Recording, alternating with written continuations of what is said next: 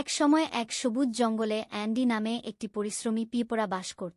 Andy দিনরাত অক্লান্ত পরিশ্রম করেছে, আসন্ন শীতের জন্য খাবার সংগ্রহ করেছে।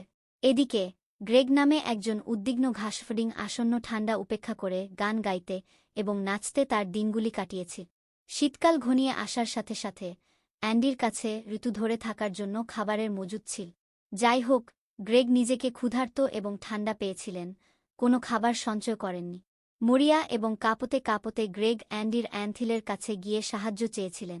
গ্রেগের অতীত অবহেলা সত্ত্বেও অ্যান্ডি তাকে স্বাগত জানায় এবং দ্বিধা ছাড়াই তার খাবার ভাগ করে নেয়। কৃতজ্ঞ এবং নম্র, গ্রেগ তার পথের ত্রুটি বুঝতে পেরেছিল। তিনি কঠোর পরিশ্রম এবং পরবর্তী শীতের জন্য প্রস্তুত করার প্রতিশ্রুতি দেন। ঋতু পরিবর্তনের সাথে সাথে গ্রেগ তার প্রতিশ্রুতি রক্ষা করেছিল।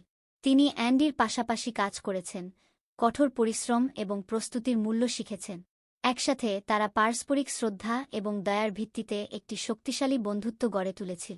গল্পের নৈতিকতা: কঠোর পরিশ্রম এবং প্রস্তুতি সবসময় ফল দেয়, যখন অলসতা এবং বিলম্ব কষ্টের দিকে পরিচালিত করে।